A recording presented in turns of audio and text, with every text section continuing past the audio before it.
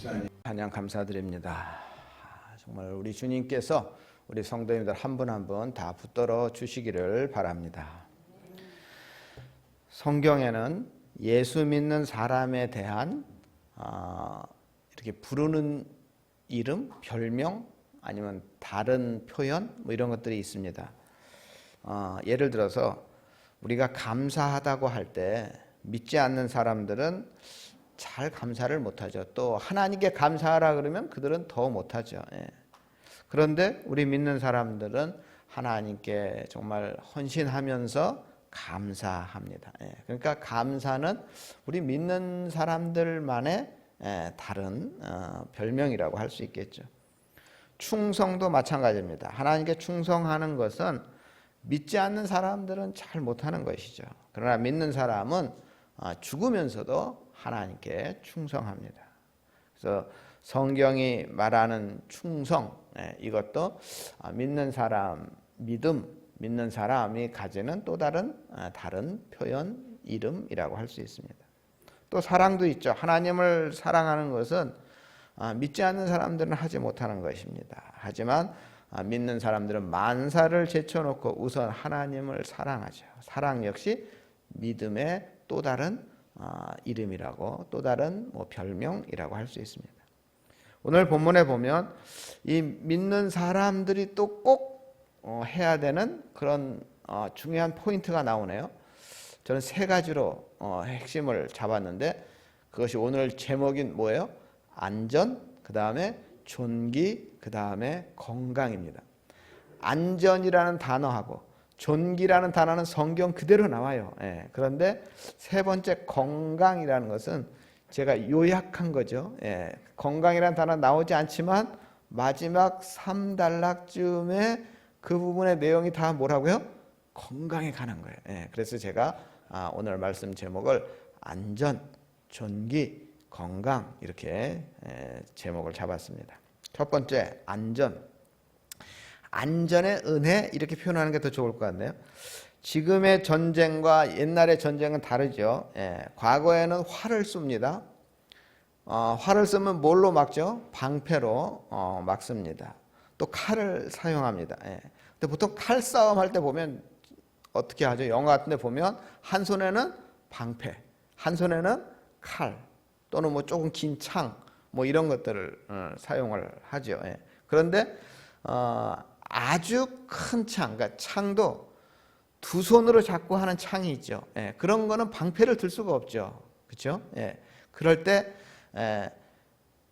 조금 높은 사람들, 장군감, 영관 장교, 뭐 이런 사람들은 그 옆에서 그 보호하기 위한 이 방패 자비가 따로 있었습니다. 여러분들 우리가 다윗과 골리앗의 싸움을 볼 때 보면 다윗과 골리앗이 1대1로 싸우는데 중간에 누가 그 옆에 골리앗 옆에는 누가 있었냐면 골리앗을 보호하는 그 방패 자비가 있었어요.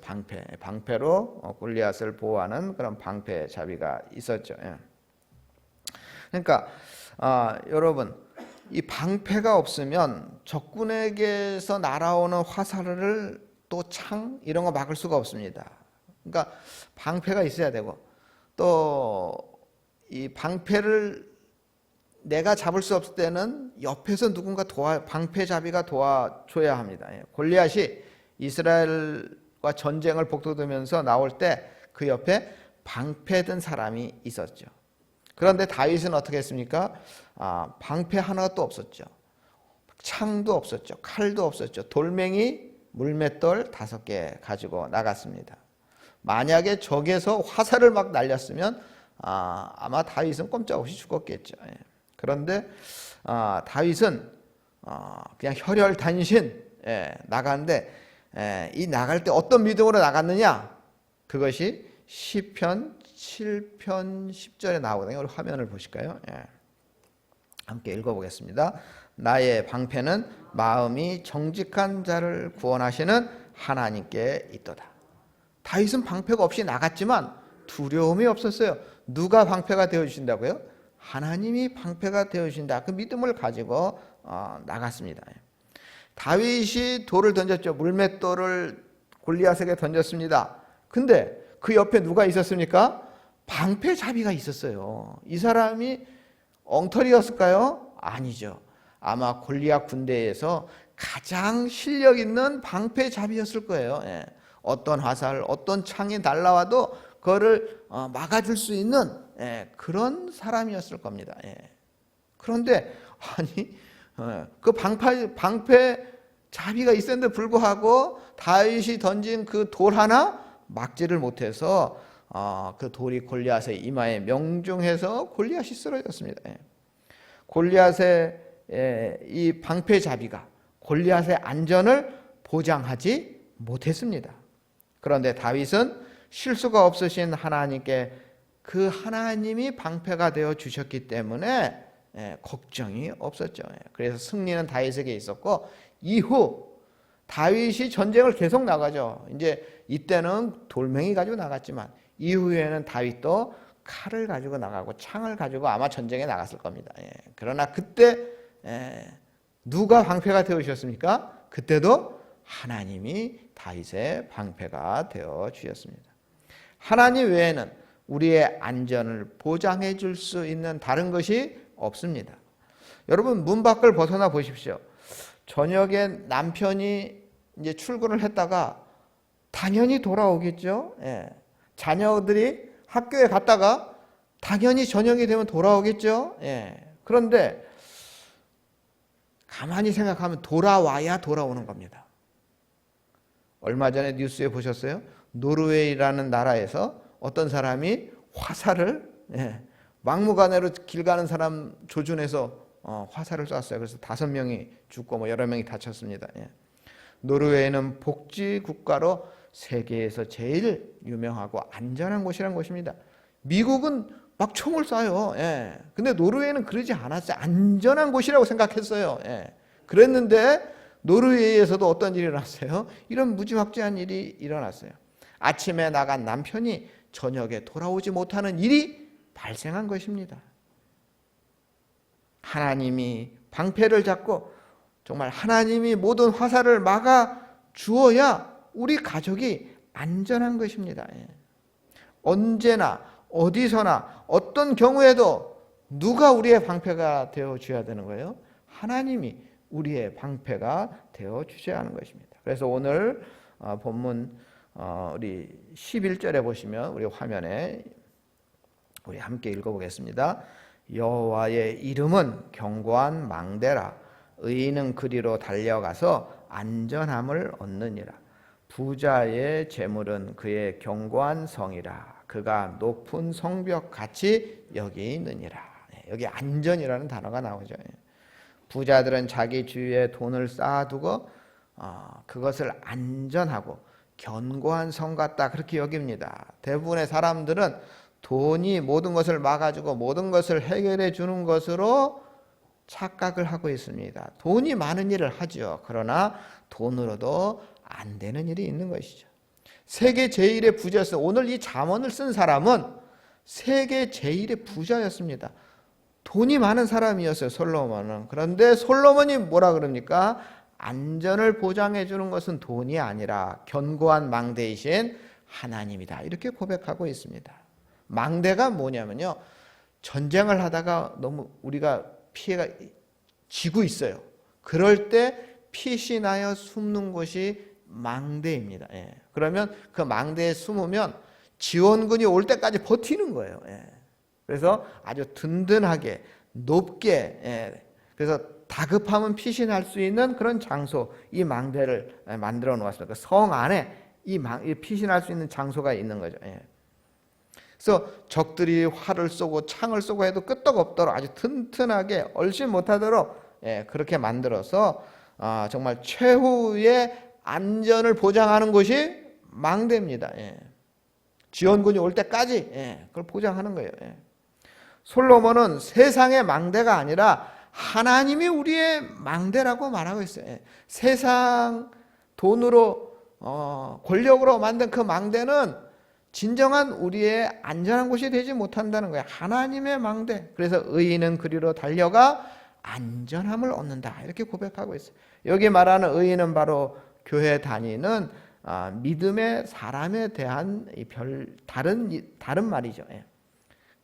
그러니까 의인은 믿음의 사람이란 얘기죠. 예.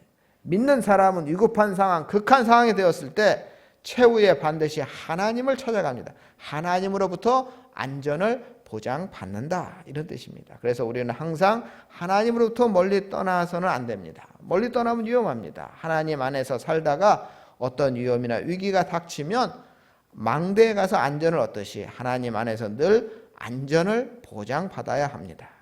하나님 안에서만이 온전한 안전이 있기 때문입니다.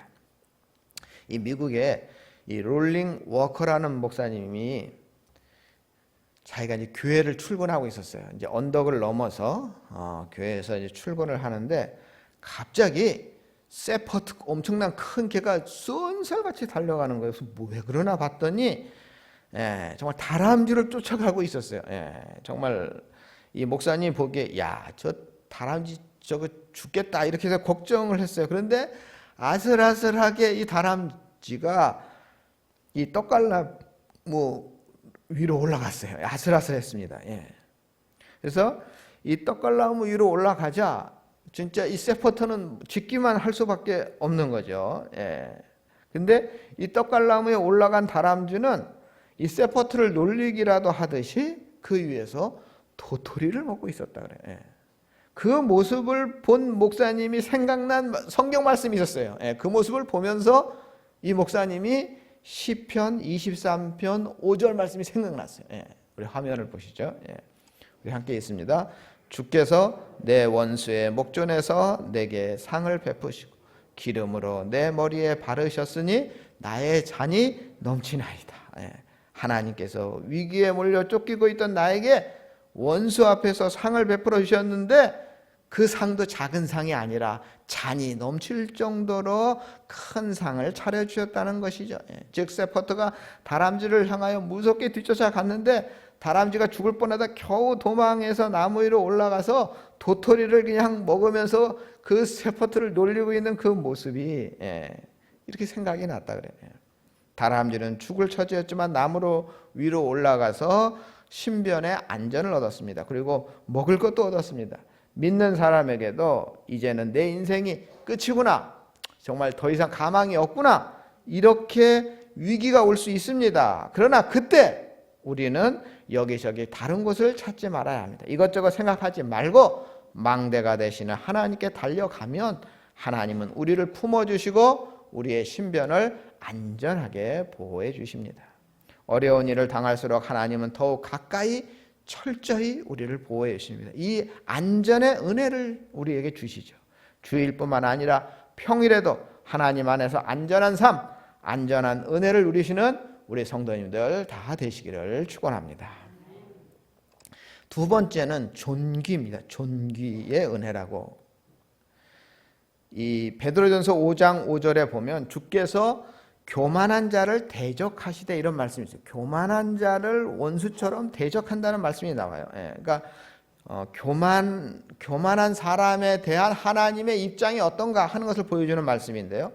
이 말씀은 하나님께서 교만한 자를 그냥 보고 넘어가지 못한다는 뜻입니다. 즉 교만한 자를 원수같이 처리하고 끝장내신다, 뭐 이런 아주 무서운 뜻입니다. 하나님과 원수가 되어 살아날 사람이 있겠습니까? 즉 교만한 사람은 하나님께서 원수로 여기십니다. 그렇기 때문에 교만한 사람이 망하는 것은 시간 문제입니다. 바꾸어 말하면 망하고 싶으면 교만해라, 이런 뜻이기도 합니다. 오늘 말씀 우리 5절 후반부하고 6절을 보시면 우리 화면을 보세요. 4번 우리 함께 읽겠습니다. 겸손한 자들에게는 은혜를 주시느니라. 그러므로 하나님의 능하신 손 아래서 겸손하라. 때가 되면 너희를 높이시리라. 하나님이 높이시는데 끌어낼 사람이 누가 있겠습니까?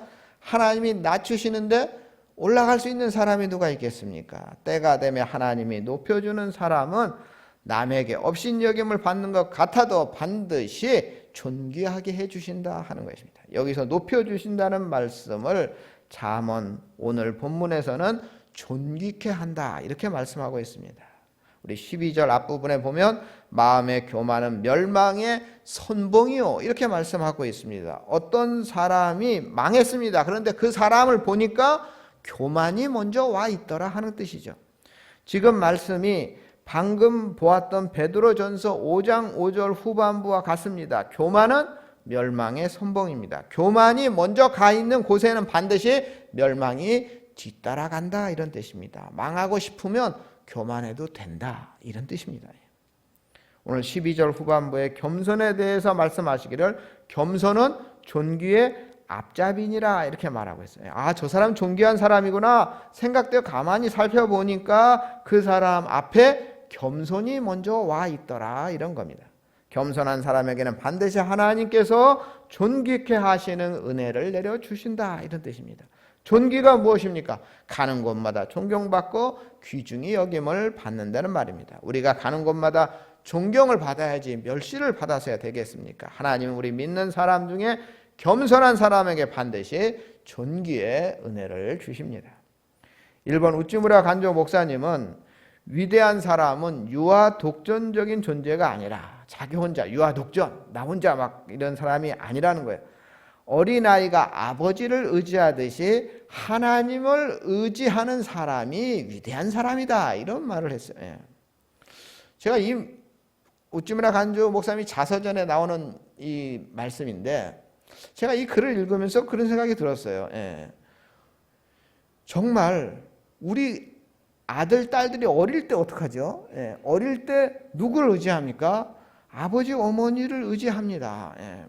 절대적으로 의지하죠. 우리 아이들이 어릴 때는요, 집안에 쌀이 떨어져도 우리 아이들은 걱정이 없어요. 왜? 아버지, 엄마가 어떻게든지 구해주겠지, 돈을 벌어 오겠지, 이런 믿음이 있기 때문에 그렇습니다. 그러니까 하나님을 어린아이가 자기 아버지, 어머니를 믿듯이 하나님을 믿어야 된다. 이 얘기가 우찌무라 간조의 이야기예요. 그러니까 여러분, 제가 늦둥이를 키우지 않습니까? 우리 한샘이가 형하고 뭐 하다가 서로 얘기하다가 뭐가 지 마음에 안 들거나 지 뜻이 되지 않으면 누구한테 옵니까? 저한테 와서 묻죠. 아빠 이게 맞아? 저게 맞아? 이걸 묻습니다. 그래서 제가 이게 맞다 그러면 그것이 맞다고 믿죠. 그러니까 형 뜻대로 말해도 그래? 그리고 가는 거고 형 뜻대로 반대로 말하면 이게 맞지 하면서 또 형한테 가가지고 아빠가 이게 맞다 이렇게 얘기를 하지 않습니까? 그러니까 어린아이에게는 아버지가 나쁘다고 하면 나쁜 것이고 옳다고 하면 옳은 것이죠. 아버지가 표준이기 때문에 그렇습니다. 그래서 어린아이와 같이 자기를 낮추면서 전적으로 하나님 아버지만을 따르고 의지하는 사람이 겸손한 사람입니다. 이런 사람에게는 존귀의 은혜가 있다. 이것을 지금 잠언 말씀, 저 화면에 보시는 저 말씀이 바로 그 말씀입니다. 그래서 우리는 교만하지 말아야 되는 것이고 신앙생활을 오래 했다고 교만하지 말아야 되고 다른 사람보다 몇 푼 더 가졌다고 교만하지 말아야 하고 정말 다른 사람보다 글자 몇 개 더 안다고 교만하지 말아야 하는 것입니다. 하나님께서는 교만한 자를 원수같이 여기십니다. 겸손해질수록 때가 되면 높여주시고 존귀의 은혜를 베풀어 주신다는 것을 꼭 명심하시기 바랍니다. 세 번째, 우리 건강의 은혜입니다. 우리 요한 3서 1장 2절에 보면요. 우리 화면을 보시면 우리 함께 읽겠습니다. 사랑하는 자여 내 영혼이 잘된 같이 내가 범사에 잘되고 강건하기를 내가 간구하노라. 형제들이 와서 내게 있는 진리를 증거하되 내가 진리 안에서 행한다 하니 내가 심히 기뻐하노라. 지금 이게 사도 요한이 쓴 편지거든요. 사도 요한이 누구에게 썼냐면 가이오라고 하는 사람에게 지금 이 말을 하는 거예요. 사랑하는 자요. 이 사랑하는 자가 누구라고요? 가이오라는 사람이에요. 가이오라는 사람에게 참 내 영혼이 잘 되고 있구나. 내 영혼이 그렇게 잘 되고 있는 것을 보니 범사가 잘 될 것이라는 증거요. 육신과 가정도 건강해질 거라는 증거가 분명하구나. 이런 아주 칭찬의 말씀입니다. 영혼이 잘 되는 이유를 알아보았더니 진리 안에서, 즉 하나님의 말씀 안에서 네가 믿음 생활을 참 잘하는구나, 이렇게 지금 말씀하고 있어요. 즉 말씀의 생활화가 이루어지고 있구나. 이 말씀의 생활화가 이루어질 때 비로소 그 영혼이 잘 되고, 그 영혼이 잘 되면 그 육신도 건강해지고 부유해지고 뭐가 형통하고 범사가 잘 되고 건강하고 이런 것이 다 된다는 거예요. 즉 뭐가 중요하다는 거예요? 우리의 영혼이 먼저 건강해야 됩니다. 영혼이 건강해야 범사가 잘 되고 육신도 잘 되고 가정도 잘 되고 우리의 생활도 건강해집니다. 그래서 근본적으로 육신이 아니라 우리의 영혼이 먼저 잘 돼야 하는 것입니다. 영혼이 잘 되려면 은혜를 받아야 됩니다. 은혜 중에는 말씀의 은혜를 받아야 됩니다. 하나님의 말씀을 읽고 또 설교를 통해서 말씀을 들으면서 정말 재미가 있어야 됩니다. 시간 가는 줄 몰라야 됩니다. 말씀이 귀에 쏙쏙 들어와야 되는 것이죠. 다음 예배 시간을 손꼽아 기다려야 되는 것입니다. 이것이 말씀의 은혜를 받은 자입니다. 그러나 명심할 것은 말씀의 은혜를 지식으로만 남겨놓고 끝내면 그것은 참된 믿음이 아닙니다. 왜냐하면 믿음은 지식이 아니기 때문입니다. 그렇기 때문에 말씀의 은혜에서 한 걸음 더 나아가서 우리의 영혼이 잘 되기 위해서는 그 말씀대로 우리가 살아야 하는 것이죠. 말씀을 보거나 들을 때마다 진리를 깨우치고 이제 내가 말씀대로 살겠다 하는 다짐을 해야 되는 것이죠. 이것이 진리 안에서 행하는 것입니다. 이것이 사도 요한이 칭찬한 가이오의 믿음이었습니다. 믿음은 지식이 아니고 생활입니다. 이렇게 체험적인 신앙이 있을 때 그 영혼이 잘 되고 건강해지는 것입니다. 우리 오늘 본문 14절을 보시면요. 우리 6번 우리 화면을 보세요. 함께 읽겠습니다. 사람의 심령은 그 병을 능히 이겨려냐. 심령이 상하면 누가 일으키겠느냐.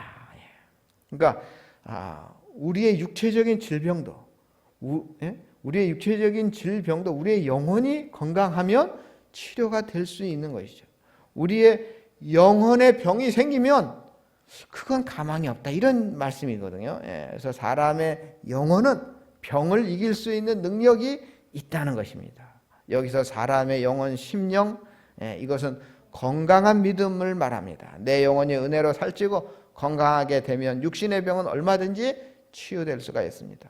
우리의 가정도 병들면 큰일 아닙니까? 식구들의 심령이 건강하면 그 가정이 병들 이유도 없고 또 병들었다 하여도 그 병에서 금방 일어날 수가 있습니다.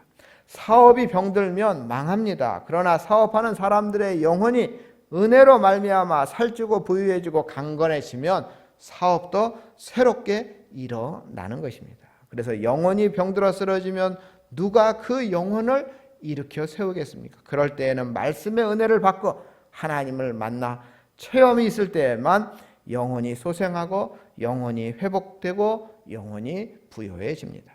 우리의 영혼이 건강해야만 우리의 생활, 우리의 살림, 우리의 육신까지 건강한다고 오늘 말씀 꼭 명심하시기 바랍니다. 하나님의 은혜를 받아 영혼이 강건해지고 부유해지면 만사가 형통하고 사업도 건강해지고 육신도 건강해지고 우리의 가정도 건강해집니다. 이제 결론을 말씀드리겠습니다. 하나님께서 우리 믿는 자에게 주시는 은혜는 첫째로 무슨 은혜입니까? 안전의 은혜입니다. 매주 세상에 나가셔서 하나님 안에서 신변의 안전한 삶을 누리시기 바랍니다. 두 번째로 하나님이 우리에게 약속하신 은혜는 존귀의 은혜입니다. 겸손할수록 하나님은 때가 되면 높여주심으로 존귀케 하신다는 이 사실을 믿고 겸손하게 살아가셔서 존귀의 열매를 거두시기 바랍니다. 세 번째로 건강의 은혜입니다. 말씀의 은혜, 체험의 은혜로 말미암아 영혼이 먼저 잘 되어야 합니다. 그러면 육신도 건강해지고 가정도 건강해지고 사업도 건강해지고 우리의 생활도 건강해집니다. 하나님이 건강의 은혜를 주시기 때문입니다. 우리 전원교회 성도님들 모두 안전의 은혜, 존귀의 은혜, 건강의 은혜, 이 모든 은혜를 전부 받으시는 우리 복된 성도님들이 다 되시기를 주님의 이름으로 축원합니다.